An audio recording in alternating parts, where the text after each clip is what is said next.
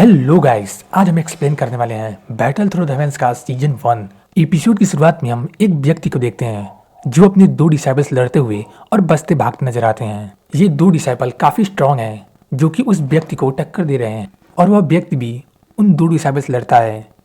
उन दोनों की लड़ाई ऐसी लगती है मानो देवता आपस में लड़ रहे हों। वह व्यक्ति दोनों डिसाइबल्स लड़ते हुए एक डिसाइबल को दूर फेंक देता है, मगर दूसरा डिसाइबल मौका पाते ही उस व्यक्ति की पीठ पर तलवार से मार देता है। वह व्यक्ति दूसरे डिसाइबल से पूछता है कि तुमने ऐसा क्यों किया।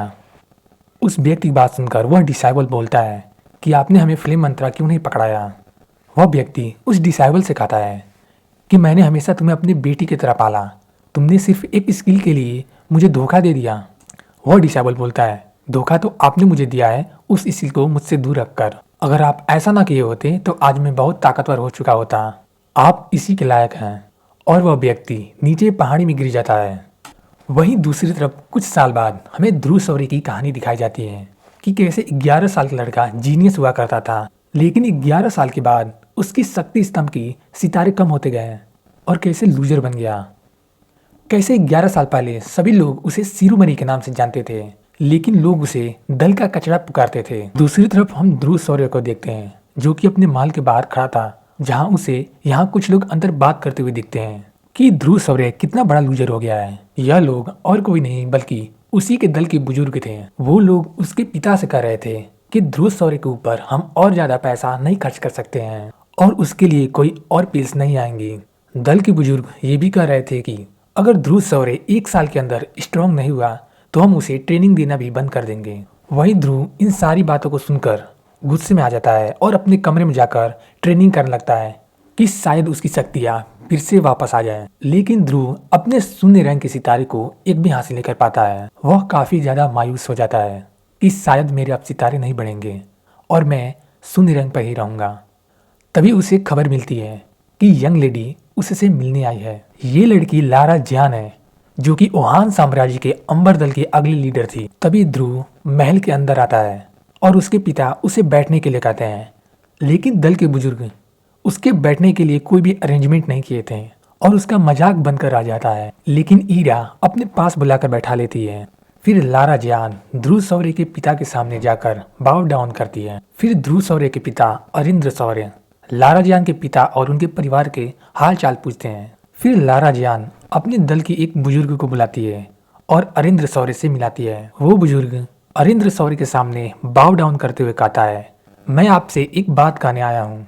अंबर दल अपने नियम को लेकर काफी स्ट्रिक्ट है और हमारे लीडर का लारा जियान से काफी उम्मीदें हैं। वो इन्हें अंबर दल का अगला लीडर बनाना चाहते हैं। इसीलिए जो वादा आपसे किया था कि आपके बेटे ध्रुव शौर्य की शादी लारा जियान से होगा, हम उस वादे को तोड़ रहे हैं। ये सुनकर अरिंद्र शौर्य काफी गुस्सा हो जाते हैं। ओहान साम्राज्य में लड़की वाले लड़की के घर जाकर अगर शादी को तोड़ते हैं तो समाज में यह माना जाता है कि लड़का नपुंसक है। अगर यह रिश्ता टूट जाता है तो शौर्य दल की काफी बदनामी होगी। इसीलिए अरिंद्र शौर्य भी कहते हैं कि तुम्हें पता भी है कि तुम क्या बोल रही हो। अरिंद्र शौर्य गुस्से में आकर अपने फायर टाइगर का स्प्रिट बाहर निकाल देते हैं। तभी अंबर दल का बुजुर्ग भी लारा जियान के बचाव में उसके सामने आकर खड़ा हो जाता है। शौर्य दल के बुजुर्ग अरिंद्र शौर्य को शांत होने को कहता है। फिर अरिंद्र शौर्य लारा जियान से पूछते हैं कि क्या तुम्हारे दादाजी इस बात पर मंजूरी दी है। फिर लारा जियान कुछ सोचकर कहती है कि उन्होंने इस पर मना किया है, लेकिन यह मेरी मैटर है और मैं इस शादी को तोड़ रही हूँ। अरिंद्र शौर्य को काफी बुरा लगता है, लेकिन वह कुछ नहीं कर सकते हैं। फिर अंबर दल का बुजुर्ग सामने आकर एक पिल निकाल कर देता है और यह कहता है कि हम मुआवजे के तौर पर यह करिश्माई पिल देंगे। अगर कोई शून्य रैंक के 9वें सितारे पर है तो इस पिल को खाकर एकलव्य बन जाएगा। दल के बुजुर्ग इस करिश्माई पिल को लेने का मन बना रहे थे कि तभी ध्रुव शौर्य सामने आकर लारा जियान को इस गोली को वापस ले जाने के लिए कहता है। दल के बुजुर्ग ध्रुव शौर्य को चुप रहने के लिए कहते हैं, लेकिन ध्रुव शौर्य दल के बुजुर्ग से कहता है कि क्या अगर मेरी जगह खुद आपका बेटा होता तो क्या आप यही करते हैं। फिर ध्रुव शौर्य लारा जियान से कहता है, आप यहाँ पर शादी तोड़ने आए हैं, लेकिन हमें यह मंजूर नहीं है।